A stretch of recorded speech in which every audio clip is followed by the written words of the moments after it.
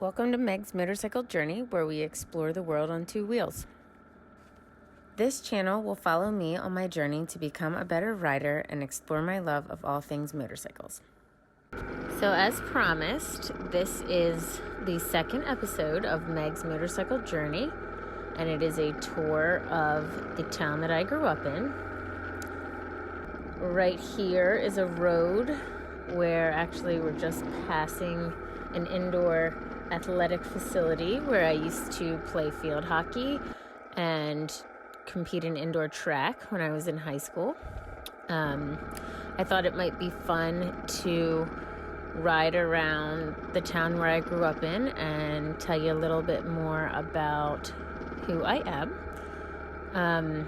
So I don't live in this town anymore, but I moved there when I was about 2 years old and lived there until I went to college, to undergrad. So parts of this road are the road I used to take every morning to high school. So it's kind of fun to go back and see the world from a different perspective as an adult. As I mentioned last time, I had traded in my Sportster for a 2020 Lowrider S, which I'm absolutely loving. I've started doing some modifications. The very first thing I did was paint the bike. A lot of people don't recognize it as a Softail or a Lowrider S. People think it's some sort of Sportster hybrid because I did paint it red, and that bike only comes in silver or black, but I'm really glad I did because I've made it unique and made it mine. So I'm looking to do some additional upgrades. I want to do exhaust and a tuner. So I was looking at Vance & Hines options for exhaust. I was sort of between the grenades and the short shots.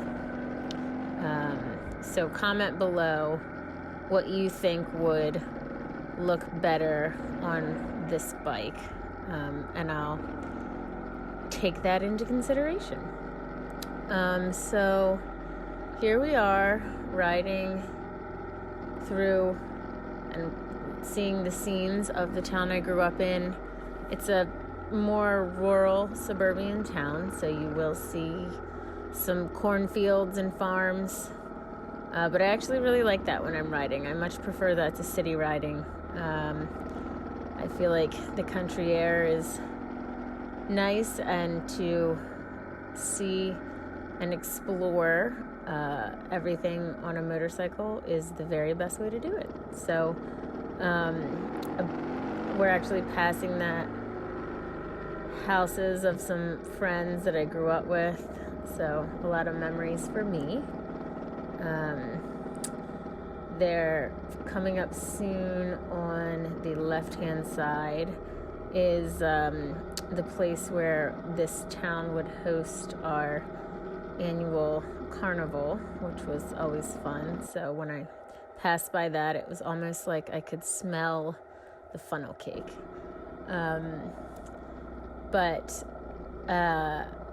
I do enjoy getting to see things from a different perspective on a bike than I have even all the years that I grew up here and rode these roads in a car.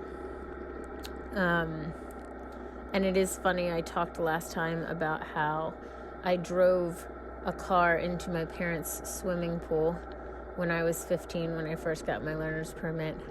And these are the very same roads that I learned to drive on. So it's kind of come full circle. There's on the left, you can't really see it, but that's what I was talking about the place where it's the annual carnival. I still sometimes take my kids back there, even though it's like an hour or so from where I live now, just because it's a fun memory that I like to share with them.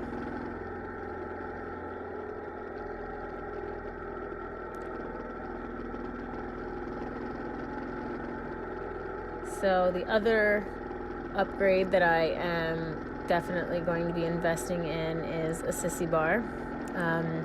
I have wanted to make some longer trips, but it does make it difficult without a whole lot of storage. I have ridden with a book bag, but I don't love it. So I'm also considering some additional storage, but I think I might just start with the sissy bar that I can strap some stuff to instead of having to wear a book bag. Coming up on a road here, the road I got my very first and actually only speeding ticket, right there where that car turns, until this past year. And I'm only a couple years away from 40, so actually I've had a very good driving record, which is handy when you're an attorney.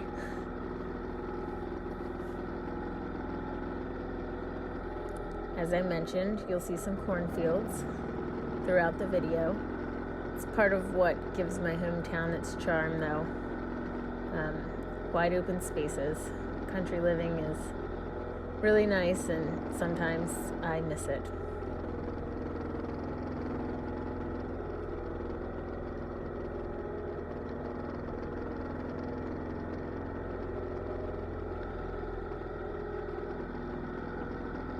Coming up shortly here on the left-hand side is the elementary school where I went to elementary school. I think that, yep, I'm actually pointing at it right there. But I have also taken my kids back there to play in the playground because my dad did not sell my childhood home until 5 or 6 years ago. So I used to be able to come home and take them, and was really close to that playground. So that was kind of cool to take my kids back. And that was the soccer field and the site of softball, soccer, all the sports that I played as a kid right there on the left. So some really good memories. I've always been a really sporty kind of girl. Gymnastics was my main thing, but I did play team sports a little as a kid, and then much more in high school. I played field hockey, ran indoor track, and played lacrosse. My dad played lacrosse in college, so he taught me to play from a pretty young age. I really miss team sports. It's something I always think about when I'm at home. I'd pay a lot of money to get to go back and play one more season of a team sport, because there's nothing like that. So we're coming up really close on my childhood home. I actually had not been to this neighborhood since my dad sold the house about 5 or 6 years ago. So it looked a little bit different than the last time I went here. And it's so funny because when you're a kid, everything looks a lot bigger. When you grow up, not as much. So I'm slowing down. There's the driveway right there. That was a long driveway. Didn't want to go down the hill because didn't want to disturb anybody. Right there on the right, that house was the site of my very best friend growing up. We were like two little blonde peas in a pod. So a lot of memories as I rode through the neighborhood, but kind of a fun thing to do.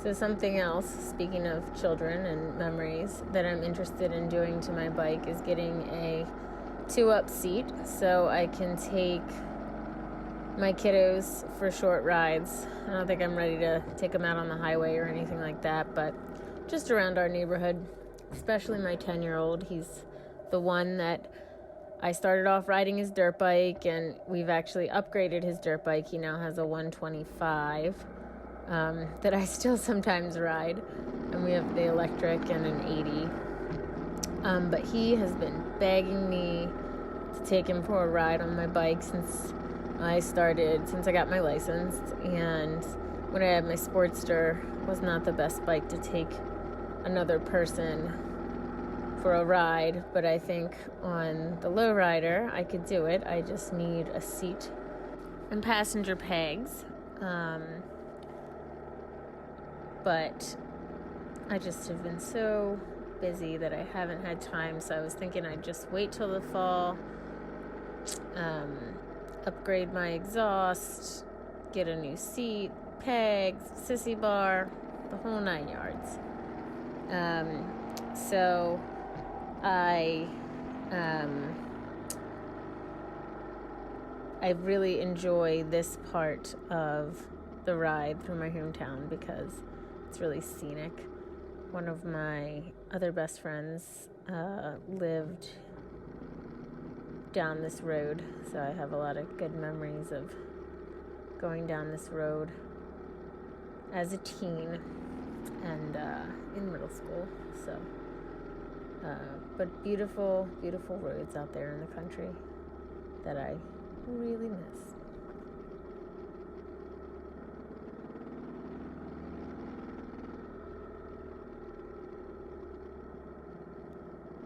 I've also been really enjoying the new bike just because it handles so much more easily than the Sportster did. Everything about it is great. A lot of people have asked me how I like the 114, and obviously it's a really fast bike, a lot of torque, but it's hard for me to answer that objectively, I think, because I only ever had the 883 and then the 114, so it was such a drastic jump that there's really no comparison. But I'm absolutely loving this bike. I've put over 5,000 miles on it since May, I believe 16th was the day I traded it in. So I'm at like the 5-month mark, so about 1,000 miles a month averaging. So I've taken some pretty cool trips and been in a lot of different states. I think Maryland, Delaware, Virginia, Pennsylvania, West Virginia. I'm not sure. Washington, D.C. So next year, I have a goal to get to at least 4 new states that I didn't see in 2020 on 2 wheels. I thought that I would really like riding near the shore or, beach riding, and I do like it. But there is nothing like riding through the mountains on a motorcycle, so I've been surprised at how beautiful the scenery is riding through the mountains and how much I enjoy it. I'm really fortunate because I've got a lot of friends that I grew up with that ride. 5 or 6 people. Most of them ride Harleys. 1 or 2 of them ride a sports bike. I don't think I could ride a sport bike. My knees couldn't handle it. All the years of being a gymnast have not been kind to my joints, and I'm in a lot of pain pretty frequently. I still love working out, so I still work out all the time, but unfortunately that is pretty hard on my knees, and I don't think a sport bike's in my future.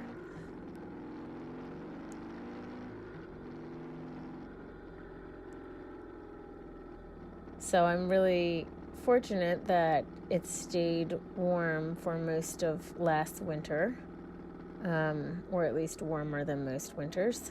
And so far, it's been a beautiful September, October, and I hope that we continue to have some nice warm days so that I can get out. But either way, I plan to ride all year. I rode all year last year. Got some upgrades this year, some new heated gloves. Last year I got a heated vest. I have the full face helmet. I actually hate full face helmets, usually. I don't like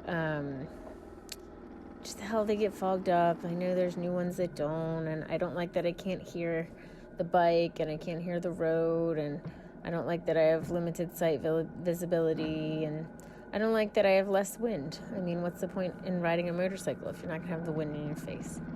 So that's the end of the tour of my hometown, but I hope you'll join me in the next episode when I explore parts of Northern Virginia. Thanks, ride safe, and don't forget to like and subscribe to my channel.